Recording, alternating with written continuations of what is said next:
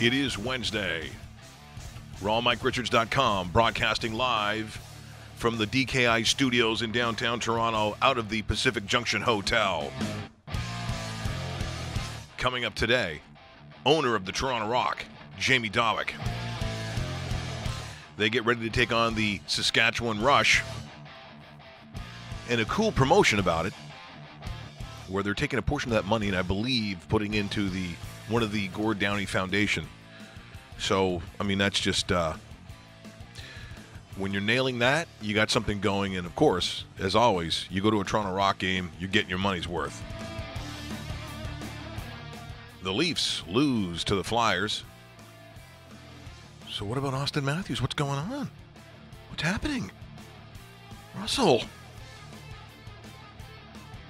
Do you go home and look at that doll that you made of him that has all the candles around it and chicken feet and little glasses of rum? Just like you're worshiping Jabu.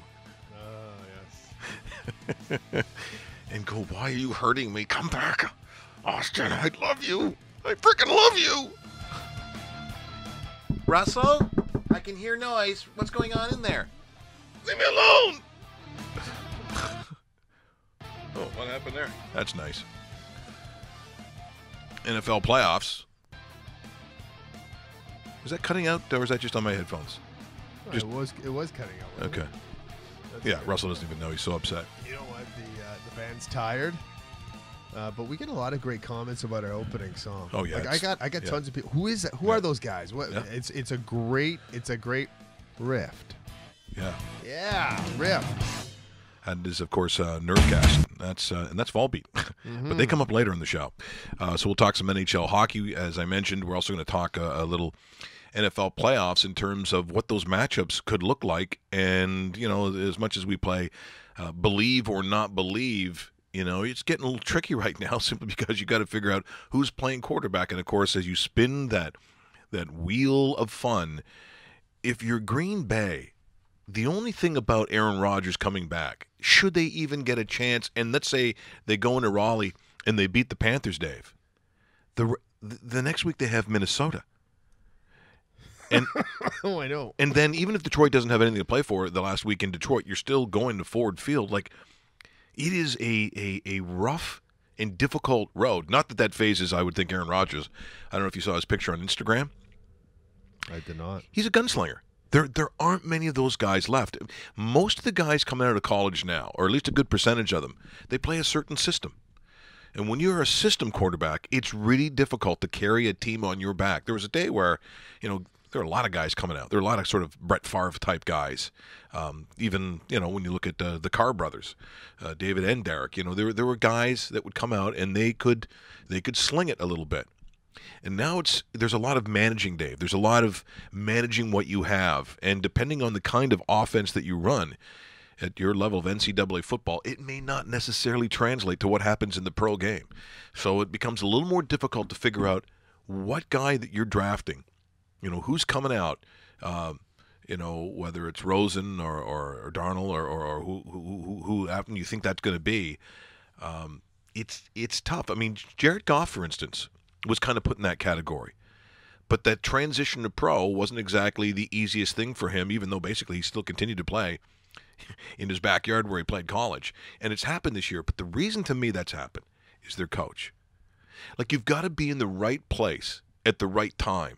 And then there has to be a buy-in factor from ownership. So if everyone's in love with, or let's just say, so Dave Bastel gets drafted number 1, and I'm a coach that goes, well, Oh, where am I going? unfortunately, it'd be a team like, is it Jacksonville? Don't say Cleveland. Oh, no, maybe. Oh, yeah. You know what? We got to say Cleveland. I guess we kind of have to say don't Cleveland. Say Cleveland. So, Dave, come Damn on. it, now you just said that on purpose. What university did you come out of? Geez. Not Southern Miss. Not No. Southern Okay, Miss. not Southern Miss. How about Cal Berkeley? Cal Berkeley. Well, that is adventurous. Wow, that's the program I didn't see producing a number one quarterback. Let's say so out of Cal Berkeley. Yeah. So he's also in a liberal arts program. Oh, yeah. Wears a lot of sandals. Yeah. Dave Bastel. So he goes to Cleveland. I So also play baseball. and you also play Okay, Yeah, well, I was an 11th round pick of the Minnesota Twins. so you're a two-sport guy. I'm a two-sport Boy, guy. I got to make a decision. You are really building yourself into Thank something you. here. Very nice career. But you choose. You don't go to the Twins. No, you go no. to. You want to play football. So if you go to Cleveland, then at that point, whatever it is that Dave and that offense ran in Cal Berkeley, if it's not a fit in Cleveland, and what is a fit? Not I much. mean, what is a fit? Not much. I mean, I talked to Akili Smith years ago. Yes. When he finally comes to the CFL, and I think he dabbled for a year. I think it wasn't that long in the CFL, but of course he was an Oregon guy. Goes to the Cincinnati Bengals, and of course they were the same kind of program. They were the Bungles. It was awful to go there. It's just difficult when you're a quarterback. You're the top of your field at the college and collegiate level. And your reward, going to the worst team in the league. I mean, you might not even have a good offensive line. You might not have a whole bunch of receivers, maybe no running backs. And so now all of a sudden, Dave Bastel's like, well, he was a throwing quarterback, and he liked to run a spread offense or a West Coast offense. And they go, well, we're not doing that here. We're going to pound the ball this year because we have a big running back. Well, all of a sudden, within the organization, it's a 50-50 split. And you may not even be a fit with what that head coach, and maybe even more importantly, the offensive coordinator sees. So those are all those kinds of things and tangibles that go into seeing whether a guy's going to be successful or not. So it's really difficult. It's not always, okay, well, here comes this quarterback.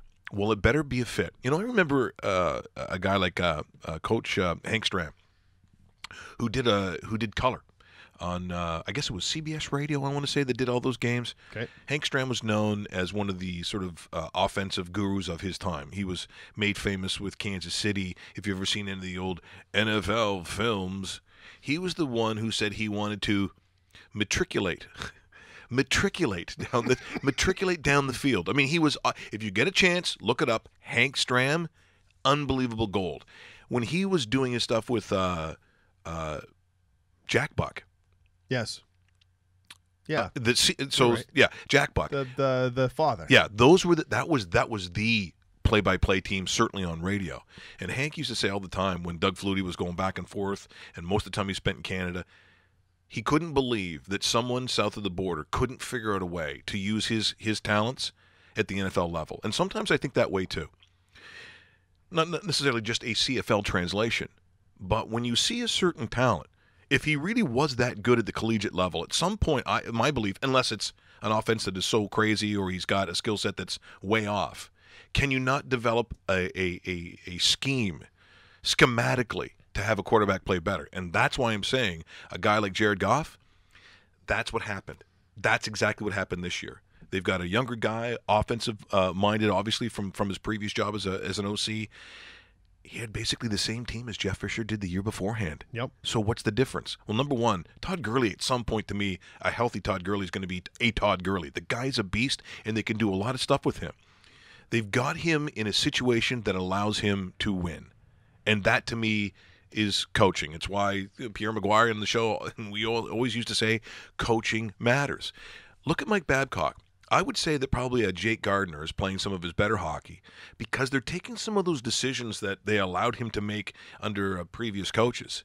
And that's when those mistakes would happen. Like, he was not set up to win in reality. He was kind of set up to fail. So people started questioning Jake's hockey IQ, which may be unfair, but again, it's the optics of what was going on at the time. He now is put in a position to be successful. And, of course, now he's got different players. He's got, obviously, a superior team around him and one of the better coaches in the league. So it all matters. But that's why this time of year is kind of interesting in a lot of different sports where you can really see what the difference makes. And to me, I'm even looking at a team like – so if we go back to Kansas City, the Chiefs, in the season that Andy Reid has had, like that has not been – and he's been known as having great regular seasons and trouble in the playoffs. I'll be thrilled if somehow Kansas City doesn't get in because it's not that I'm anti-Alex Smith because I kind of like the guy. I do like his act. And Kareem Hunt, where has he gone? Did he just decide he's not playing football anymore? He just disappeared. Yeah, after a blockbuster start. He didn't have a bad game against the Raiders, but you're right. He took off about 5 straight games this season. And ironically, the Kansas City Chiefs took a nosedive for 5 straight games this season. So weird how that happens. Taking a look at, as we said, Jamie Dawa coming up with the Toronto Rock. I've always enjoyed talking to Jamie. I've always said he's sort of the Mark Cuban of the National Lacrosse League, simply because of the things that he does, including playing poker, too. Actually, he just came in now. It looks like he's ready to rob someone. Yeah. Now, look, I dress this way because I have no money, but, gee, I don't know what that's all about. I want to show you something, and we'll maybe talk about this, about who my cousin is, because this is actually a very funny story. Okay. But sometimes we talk about the Mann Cup. If you're not familiar with it, if you're not a lacrosse person, this is generally what happens in the summer with all higher-end elite lacrosse players across North America. But the thing about lacrosse that you have to understand is there is no mailing it in. And a hockey fight looks like what? So Dave, I'm going to have to do this matchup. Dave and roast beef all of a sudden square off at center ice. That's a good matchup. No, I'm 6-0 career against him. Oh, you fought him previous 6 times. Yeah. That's not good. Just tail the tape. So so everyone's kind of holding the guy, sure. and then you're in the middle, like it's at a wedding. It's the first dance. Okay. And then it goes on for. How long's the average fight before refs get in there? 20 seconds. Yeah, I was going to say you're not even going. And it's not 20 seconds of this. No, it's 20 seconds of. Because you're bouncing, guys are grabbing sweaters, you're not letting absolutely. go, all that kind of stuff. No. You're hanging on. This is I think from what 2006 I want to say, or 2009 Mann Cup. It is the Salmon Bellies versus the Excelsiors, and I think it's in New Westminster. Now this is going to be packed because this is in BC. Yeah, you got to know on the West Coast. This is huge in the lacrosse world. Even bigger when they start to fight. It looks like something out of Braveheart. There are fights going on over the place. There are people lying down bleeding, and the people are standing. And this, my friends, does not go on for 20 seconds. Once again, lacrosse at its finest.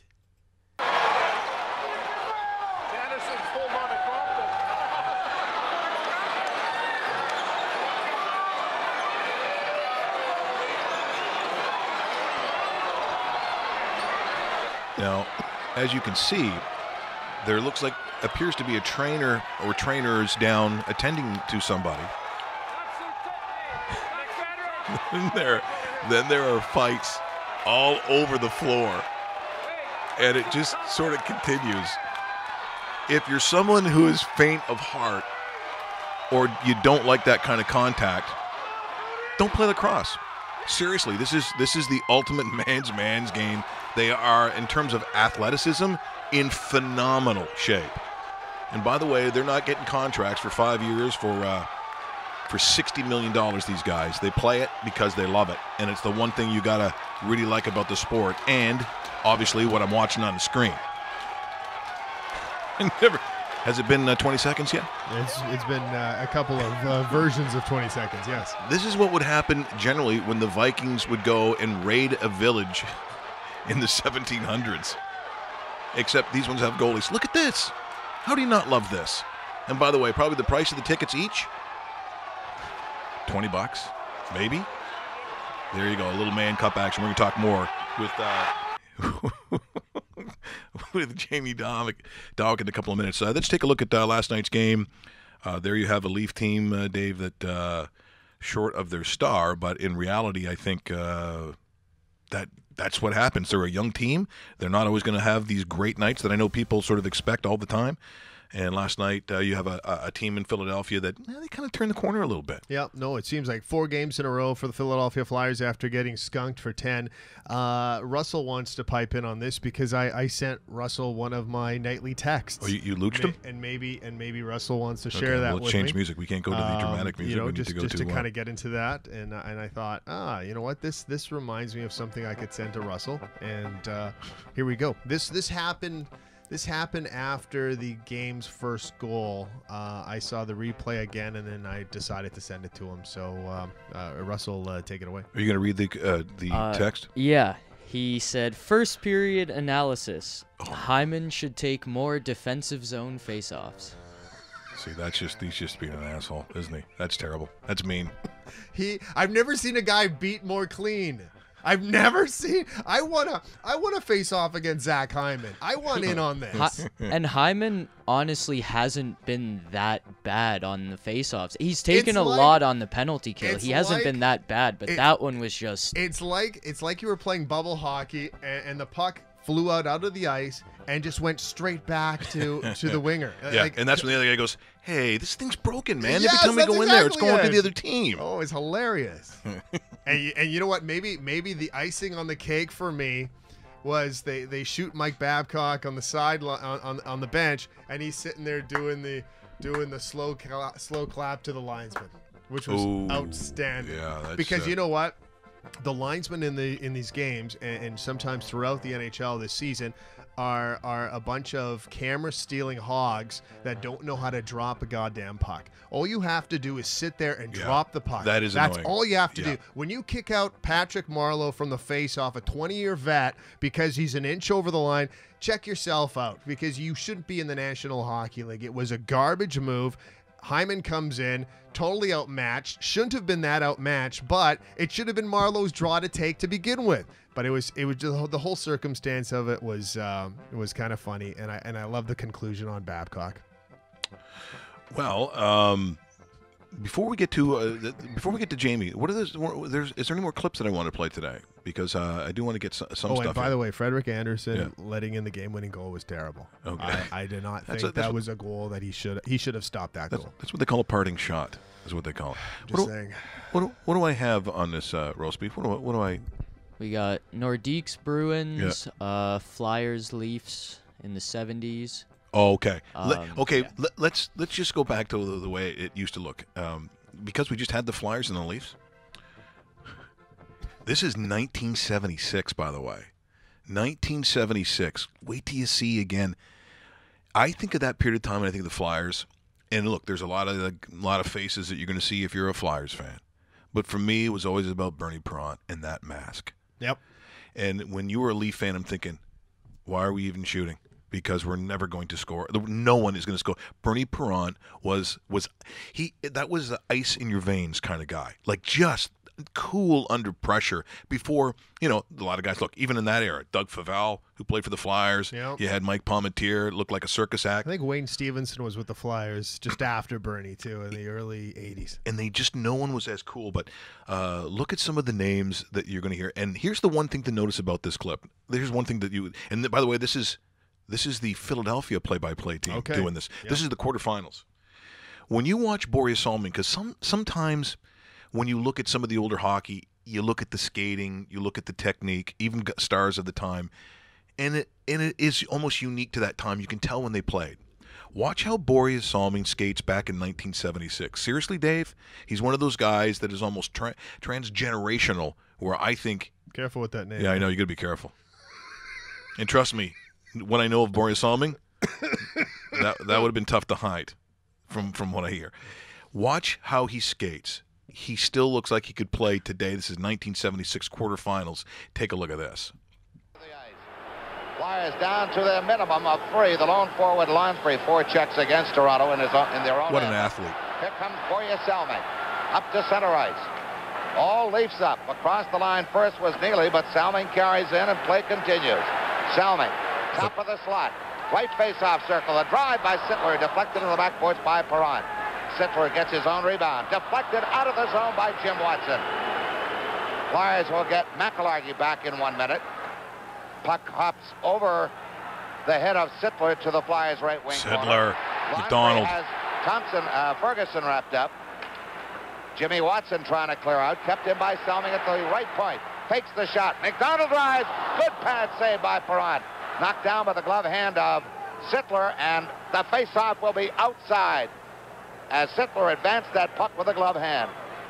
Super save by Perrant under a tough condition as really McDonald unloaded back in the day. And as I said, just watching the way that they played was really quite incredible to me. Okay, so the owner of the Toronto Rock, Jamie Dawick, who we've known for a very long time. This is the first time he's making his appearance on rawmickrichards.com.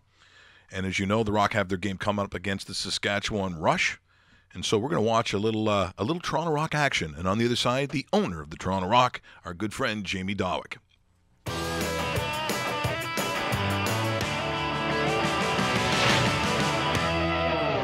Go. The board corralled it in. There's Hickey. And scores! Brett Hickey with the extra man on, dropped the shoulder and buried it. Blind pass. And scores! And a fist pump. Dan Lindner back in the lineup. He just reared back. Some revenge, and the Rock come right back. Right back as it was tied at 2. Toronto up 3-2 now. Casey Bieran, Rock moving the ball very well. Chris passes. Waits, scores! I don't know where he fit that in. Wasn't happy with their effort on that ground balls last week.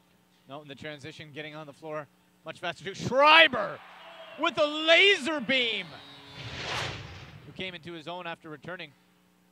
Scores. Feed from LeBlanc. Goalies were coming out to make sure there was contact. Alone. Scores. The man, Tom Schreiber. You're Schreiber again on the left wing. All on LeBlanc. Scores. Well, in behind the defense, no chance for Cosmo. There's a big man. We are coming back now. We are live in studio. I don't know if Jamie, I should tell him that we are. we are live to camera. They're watching right now, and if there's anything you want to say derogatory about any of your players or coaches, just know that it will be going out immediately across international airwaves. Jamie, so great to have you, man. It's been a while. Yeah, it has been a while. Great to be here. And also, is this now when you go to the big poker table? Is this the new look? Are you sporting? Is this the? Because look, in poker, there's all kinds of and the glasses. I haven't played played poker in a long time. Really? To be honest with you, Did you not go? No, you know what? It's been a couple of years for the main event. It's been busy with 3 boys. Yeah. At the ages they are now in lacrosse, it's tough. And the main event's, a 10-day thing. So if you're gonna go play in it, you got to commit to being there for 10 days. And you got to be ready going there, right? Right. Do you go online still at all, or anything like that? I haven't been doing that either. So you're not getting that luxury. You're not invite me over for a game. Rusty. How old are the boys now? I'm almost afraid to ask. But. Well, 17, 15, and 14. Oh my God! So. How do you fit in the ownership of a professional lacrosse team? Obviously, there's a lot of crossover with my kids and lacrosse and family, and really the season's kind of their busier time being the summer, so it actually works quite well. But I mean, it's time flies for sure. I have a picture in my office of when we won the championship in 2011, and I'm only a little grayer and a little heavier, but my kids, man, they look so young. Yeah.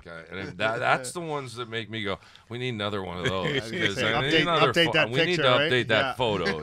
It's great.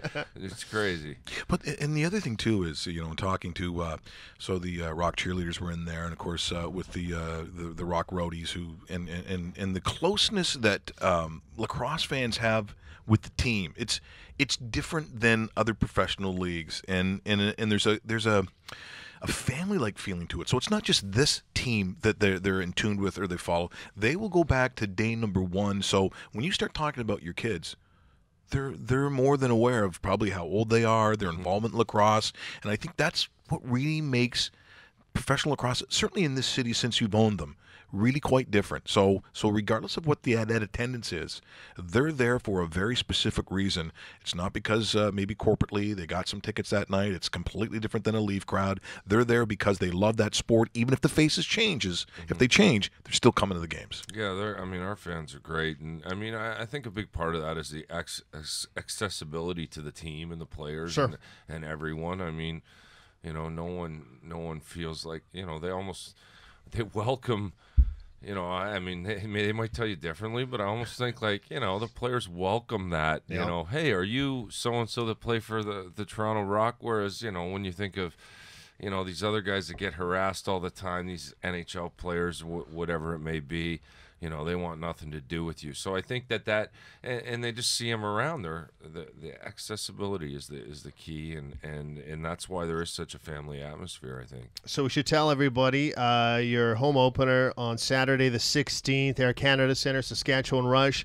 You guys met during the preseason as well. Rush, a pretty good team. You guys are looking for your first win. Should be a pretty good night on Saturday.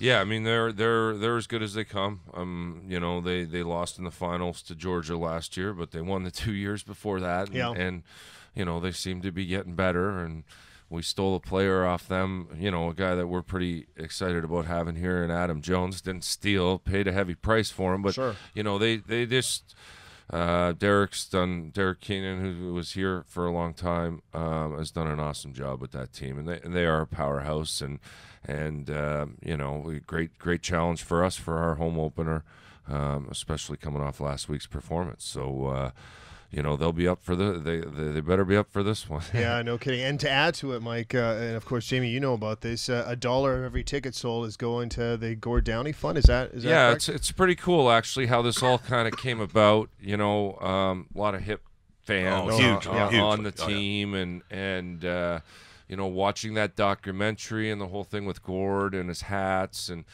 Rosie kind of took the lead on this, and you know, we always do something on our team. You know, after a big win, someone gets something. We've had a fireman hat, different things, and so we contacted them, and they made us, you know, a hat for, you know, the same lady who made them for Gord, and we'll use it for our after win, you know, kind of someone, whatever. And so then at the end of the year, we're going to auction it off for their charity. So Gord's brother's going to be there on Saturday night, and I believe address the crowd before the game, and we're going to donate $1. Listen, I mean, the impact that you know, he and the band has kind of had. You saw, you know, obviously through tragic situations. Sure. But, like, it was like a national outpour. It's unbelievable. It is hard, Jamie, to make a comparison to anything that I can think of. And watching that concert in Kingston, and you felt like you were part of Canadian history. Not watching a musical concert, or that it was going to break some sort of record in the musical world. It wasn't like watching, you know, Rush or another like really huge band. This was the most extraordinary story, where they almost purely are Canadian. This is we can't even try, like, the Americans don't understand when you say Treasure Lake, because they weren't huge down there. Well, even it's just funny. You talk like Tom Shriver and Kira Ricardo, our two Americans that came up last year.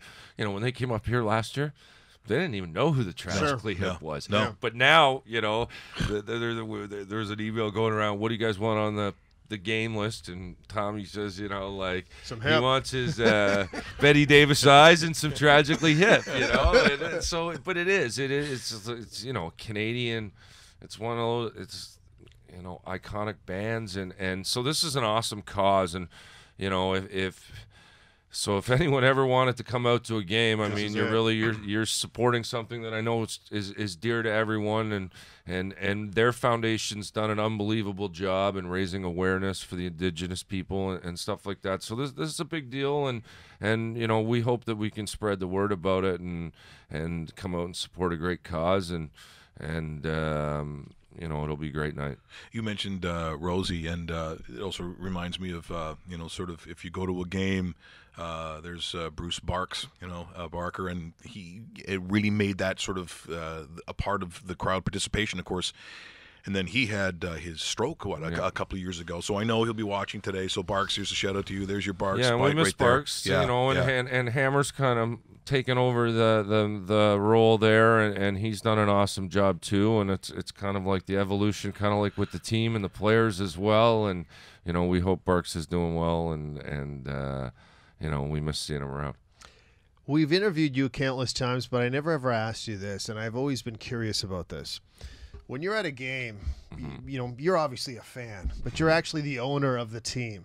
Do you look at everything a little different perspective when you're watching the game? Like on Saturday night when you're at the Air Canada Centre watching your team against the Rush, what goes through the mind of an owner during a typical NLL game? Well, lots. I mean, you know, I'm also the GM too. Yeah. So, but I don't go. I don't wearing go a lot of hats here. I don't go near you during the game time because You I know what, better. I'm a little crazy during a game. don't. Somewhat like I generally watch it with my 1 or 2 man posse there, and I'm into it. I'm into it, and I get really fired up. And you know, obviously goals and goals against are easy. You know, reactions. Yeah. Darn this, whatever. But yeah, I mean, I'm watching. You know, I'm trying to watch everything and watch, you know, what players are doing their job and exceeding their expectations and working really hard. And, you know, maybe on the flip side of that, you know, who's not pulling their weight and who might be getting, you know, not only did we give up 10 goals, but was one defender on 5 of those and stuff like that. So you're trying to take in as much as you can. And, I mean, you can obviously go back and watch film and this and that, but – I get pretty fired up. Yeah, I was going to say it's a different perspective, that's the understatement of the entire season. He gets a little worked up. You mentioned that you signed a player from the Rush. Like, for example, last year when you're watching Saskatchewan Rush games and you see this particular player that you wanted to lure over to Toronto, are you thinking about that during the season? About, you know, like, because you're watching the opposition and what they do against your team, and are you making mental notes going, you know what? That guy. You definitely. I mean, it is tough in a 9-team league to be able to make big kind of impact player trades where you feel like you're getting like a true, you know, for lack of a better term, stud player. Yeah. Well, that's what they are. You know, absolutely. And this, you know, and I tried to get Jonesy here last year at the trade deadline. Didn't happen. Pursued it in the off season, you know, with him and his, because of our league's different, him and his situation, you know, a teacher, high school teacher in Owen Sound. So, you know, that's where he's in Owen Sound guy? Owen Sound, and he's a high school teacher there. So he's got a commitment to his job and his career. So it was tough. And he was in Colorado first, then went to Saskatchewan because of that a little bit. You know, so he'd get through school, have to 3 hours down to the city to, you know, be at the airport a couple hours before a flight to the States. Fly. It was just, so you kind of take advantage of that opportunity. Now, it's not, you know, we paid for him on top of that, but if those situations don't arise, then you probably don't have that, you know, opportunity to get a guy like that. So, you know, you're always thinking, I'm always, you know, I love my guys and I want to win, but, you know, we're always looking to be better, and hopefully the guys that you have in there can all do their job and be a part of that. But the reality of it is that's not sports. Right. Unfortunately. And those are the tough parts of the job when, you know, you got to, you know, let a guy go or even pull a guy out of the lineup. And it's not necessarily me pulling him out of the lineup, but, you know, they're letting a player go, and we just go through training camp and you take guys to the wire and you cut them. And it's hard on these guys because they don't really have a place to go. Right. It's you know, the number of teams. There's not 32 teams. Right. So we get 2 more next year and make a big difference. Oh, where are they coming from? There's a lot of fringe guys that, you know, can play in our league. We just don't have enough teams. Not necessarily fringe the right word. Well, they're going back to Philly. You know, because you figure though, Jamie, Philly was the best. The Eastern Seaboard, with the way it is in university at the highest levels, it's massive. It's a huge thing on the East Coast. Why does it? The right situations and everything. So now Comcast, who owns the Flyers, has purchased the Wings and brought the team back, and they're going to be the Wings. So they will start playing next year, which is awesome because, you know, they're I believe. They're the team that's tied with us for 6 championships in this league. Like, they go back to the very beginning. You know, we don't. They're the foundation of this league, one of those teams. And then we're also going to San Diego. Oh, nice. Well, you want to meet I was going to say road trip. So I might go do road trip, Jamie. Interviews there. I won't have to wear a coat and a jacket and, you know, fight King Street. No, so yeah, there's. It's really good, actually. You know, an individual owner who's very committed to San Diego and the game of lacrosse. You know, Steve Govett, who was in Colorado for, you know, I want to say 20 years, but it wasn't quite that.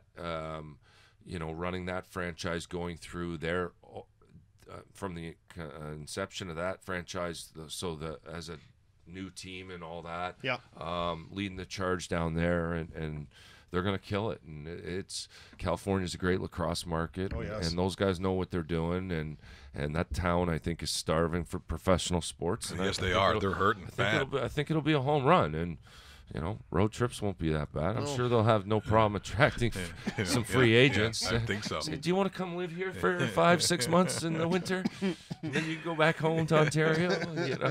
Now, do you think the game, you always look at and funny, we were just talking about a 1976 quarterfinal game between the Flyers and the Leafs, and I look at the skill set, and number one, the equipment is telltale.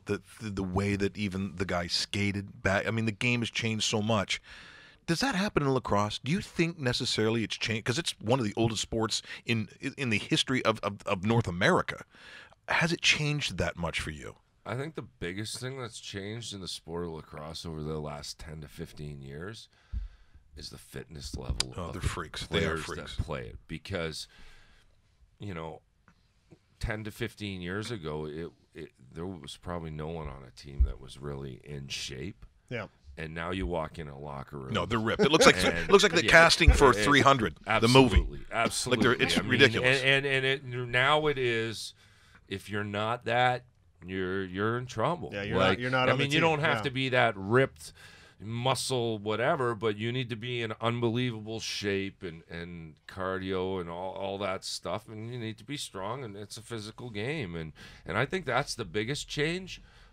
So, and the talent level and the creativity, it always, in all sports, I think it just, were guys trying those crazy one-handed behind the back shots. Maybe they were back in the day. It would have been tougher with a Woody. You also don't have footage of it, so you don't know. But I think the biggest thing over the last is just the fitness level. I think now these guys take this very serious, and there's no easy marks really anymore. Yeah. What do you like about this roster compared to last year? What should fans expect? I know you didn't start off the way you wanted to in game number one, but it's only game number one. What expectations on this team, and what do you like about this roster, Jamie? Well, I think last year the backbone of our team was our defense and goaltending, and Nick's back again this year. And Nick and Brandon too, who came in and we rode at the end of last year. So we feel like that's the case. We've definitely lost a few older veteran defenders over the last year. Some played, some didn't play as much, but they were all leaders in the room. So we've gotten younger again. Okay. Not too many changes really to our starting defense. One or two little tweaks, but if you play 10 defenders, you're leaning on the 8 returning guys and the veterans and the leaders like the Brodies and the Chappies and then the next generations of the Challens and the Littrells, and you're leaning on those guys to carry the new guys. So, and then offensively, I'm real excited about Robbie coming back, who was our best player and missed the entire season last year, and then you bring Adam in. So, I feel like arguably 2 top 10 offensive players in this league are added to your roster that weren't there last year. Yeah. And then you got Tommy and Kieran being another year, those guys' first year lacrosse last year, box lacrosse. So, a year into it. So there's a lot of optimism, but like we told the team, we believe in you. We believe in all this potential and how we're going to be so much better, but, we got to go out there and do it, right? Because we haven't done anything yet. And right now we're 0-1. And, I actually said to them last night, we went 9-9 last year, but not one game did I feel like we got outworked or out-hustled. And the disappointing thing for me was I kind of felt that after the game the other night and watching it, and that was the disappointing thing for me. So I'm sure you won't see that again. And if you do, you won't keep seeing it because. Yeah, and once again, the understatement how he had a few words. Hey, listen, I have a lot of belief in this team. I'm excited about this team. I think we can make a lot of noise. It's one game. Let's not make too much out of it. But having said that, address it, deal with it, because while you can say it's one game right now, before you know it'll be 6 games in, and you don't want to be saying the same thing then, right? So, well, you're just not going to dwell on it. No, there's no point it's doing time. I'll give you a Belichick line. We're on the Saskatchewan. That's what we need is Jamie Dog being more like Bill Belichick. That's it. I'm out of the business. If that happens, I'm out. He has the hoodie. Yeah. It's funny. We always tell people, and we've been doing it for years. And they'd be coming on to the various different shows that we've done, but the bang for your buck is still the best in the city, and there's a real good chance that you're going to see a championship. And I can't help but think that even though I'd gone to a lot of Roughneck games when I was in Calgary, the final game for Whipper in that championship game, and I've seen a lot of sports in my time, but that performance in that unorthodox, you would never ever tell any goaltender in that sport to do the things that he did. And in that game, that was the biggest stage at the biggest moment, and I couldn't take my eyes off what he did. What a way to go. And in lacrosse, you just get that intimacy. You're right in there. You're cranking the tunes. As I said, bang for your buck. I just don't think you're getting more entertainment. The tunes this year. We got we're bringing in a DJ this year. Okay. So, but this is actually really good because this is something that they did in the past. We've gotten away from it. To me, I love the music aspect, but it's got to be the right music. It's got to fit. Sure. Whatever. Yeah. So, a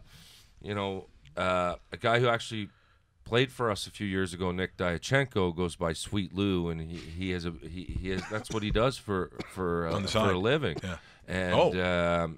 And so we've brought him on board. So now we got him coming in here to do that in the arena. But he's a guy that's played the game, and he understands it all. The flow of it, yeah. And we used him at the preseason games and at the track, and it was just awesome. I mean, yeah, the atmosphere's great, very affordable.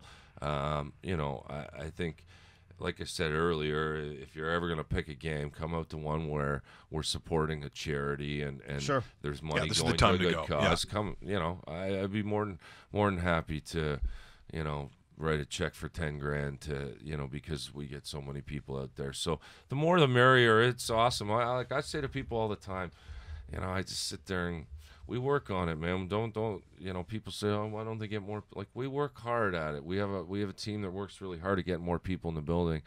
I always think, like, when we have our 10,000 or 9,000 strong are awesome. They're the most loyal, best fans in the world. Like they are, and they make noise. Like 20,000 other fans, like they really do. And I always just think, like, it's louder if than we ever get else, them all in there one time, like, yeah. And I was there the 2005 championship game when that place was sold out, 19,600, and man, was it bumping. Yeah. It's a different. I mean, you guys have been there, so you get it. It's a different atmosphere. It's a different atmosphere than a Leaf game. It's a different atmosphere than a Raptors game. It's probably more Raptors than Leafs just because of the scoring and the this and the up and the down. But fast paced, 2 hours in and out. You get a little bit of everything. I've never really heard one person. I don't even know if I've ever heard someone say to me that, just came down and called me up and said, that was terrible. I didn't enjoy my experience. I wasn't entertained, I want my money back. Yeah. I think it's like anything else. I think, it's one thing if you're watching on television, but this is an atmosphere where you want to sit in that seat. Yeah. And then also understand, and we talked about it on the show, shot clock, some of the rules. If you're not used to it, when you see a change and a guy's out there and he's sort of running on his own, and then if you've never seen the sport, you're like, oh my God, there's one guy out there against an entire team waiting for that change to come. But those are the moments where the real creative guys, stuff happens. Like, literally, you cannot in that sport, even if you're up, this, 5-6 goals, you go to get a beer and come back, you go, what do you mean it's tied? Yeah. That's how fast that happens. Absolutely. Those games are never over until the end. And you ask me how I am during games, like even up 5 with 7 minutes to go. Yeah, you're feeling good, but it's not in the bank. It's not in the bank. No, it's not in the bank. Like until that whistle goes, there's lots that can happen in our game. How hard is it? And you're brand new into a season. This is game number 2 for most teams. There's some teams that are playing game number 1 this weekend. How hard is it scouting teams that you don't know a lot about, and there isn't always an overabundance of tape that you guys can actually check out? How tough is that as a management group to evaluate what you're up against? Well, because there's 9 teams, a lot of the teams are similar. There's not a lot of change on most teams. But what about if a new coach comes in? Like there isn't a new coach for Saskatchewan, from what I understand. No, so there's I don't think there was any this year coaching changes. Okay, say it is a brand new coach. Yeah, I mean that's different. It's a different strategy, isn't it, Jamie? Philosophies. Yes, exactly. And there is that stuff. I mean, there's currently still a lot of crossover in our sport, so a lot of these guys play in the summer, and there's a lot of familiarity. You guys know a lot with, of each other, with players and coaches and styles and that this is how Derek wants to kind of run his teams, because we've seen him do it, whether it be in Saskatchewan or whether it would be, or whether it's in Brooklyn. Like it's the same. That's how he, and other guys different ways. So and then the players individually, you're familiar with them all. Saskatchewan, they'd be probably a little more predictable in what they do, but they do it so damn well that they can kind of tell you what they're doing, and it's still tough to defend. You know what I mean? Sure, absolutely. They're a team that runs a lot of set plays, for example. That they run up and work, and they run them really well. Yeah. They give you the playbook and you say stop. And we can also know they're coming, but they're still very tough to defend when they're running them. So, that kind of stuff. So it's more we to be honest with you, and I know this is a bit of a cliche, but first and foremost, it's more about what we want to do. Right? Like, you can't worry as much about what, I mean, yes, you want to be prepared and no tendencies and things like this, but lacrosse is a very free-flowing sport, so it's more about what we want to do offensively and defensively. So describe it this year, because for people watching and maybe hearing you talk for the first time, and those who are just sort of have a casual knowledge of lacrosse, there's some years where you have guys who are that fast where you want to make it into a track meet, where you want to play with a lot of pace, and there's other teams that are so good defensively you're just going to wait to the and counter and come back the other way. What is this team for you this year? How would you describe what you want to do? If it's a rock game and you're checking off all the boxes, what does it look like for you? Yeah, I mean, we want to play good, solid defense and goaltending, and then from that we want to push the ball, and we want to what we started to do last year. Run the ball, push the ball, any chance we get, push the ball, and then, if it settles into, an offensive set, 5-man offensive set, we believe that we've got the horses to put that ball in the net. So, I think the potential to be a very strong defensive team as well as a very, high-powered offense with a transition game, that. I think it's there, but like I said earlier, we got to go out there and do it. But we want to play good defense and push the ball, and we'll go from there. My cousin Chris Kinnear was just out of my house this past weekend. No fear Kinnear, and I'm thinking maybe we just put during the intermissions that he could just fight people in the crowd or something, or he still seems like he feels like he's in great shape and he wants to play. And when I set him up when he was supposed to come out and play for the Roughnecks and fight with was it O'Neill, I think, at the time that they had out there, and he never got a chance to do it. Maybe we just do something like that, make it into a real circus act. Yeah, we don't need any fights in the crowd. Not as much fun. I mean, I heard you earlier when I came in, and you guys putting up some fight clips, and that was a man cup. I love a good fight. There's not as many in our game anymore. I mean, it's that's sort of like dying off as well, because we see it in the National Hockey League. I think there's a couple reasons for it. I mean, number one, I think the word concussion probably scares a lot of people. Sure it does. And not to say you can't get a concussion from other things in a lacrosse game that aren't including fighting, but I think that the idea of punching someone in the face, And in lacrosse, like, these aren't hockey fights. No. These are like, let's take our buckets off, let's take our gloves, elbows, let's make sure we can throw some punches here, and then we're gonna go. Yeah, Like, it's that's a night at the generally what Legion. it- It's a night at the Legion, it's and what it almost turns like all of a into. sudden there's a quick UFC 30-second 1 minute bout. But so there's that. It's to be honest with you, it's tough to find a guy. Like, our rosters are very small. We don't carry a lot of guys, and then we don't play a ton of guys. So, you can't. I don't think we're in the position where you can just carry a guy for the purpose of grabbing a few people and punching their lights out. Right. And then in turn, if you do that, you're going to get killed on the power play in our league. So there's a lot to it. It still happens. There can still be, anything from a one-on-one, whatever, little slap fight to, bench brawls. I mean, I've seen it all. Yeah. But that's the thing about the sport, though. You can't. You don't know. You don't you know. don't know when, and when you think you do, you're wrong. And and honestly, I've been through a lot. We went through that preseason brawl in Buffalo, which was a complete bench brawl. Gee, imagine you fighting Buffalo. We wow. had that one with Boston. My first game ever as the owner of the Rock at home, when Colin came back and 1 minute in, him and Paulie Dawson are squaring up, and then next thing you know, everyone on the line is too. So, it is what it is.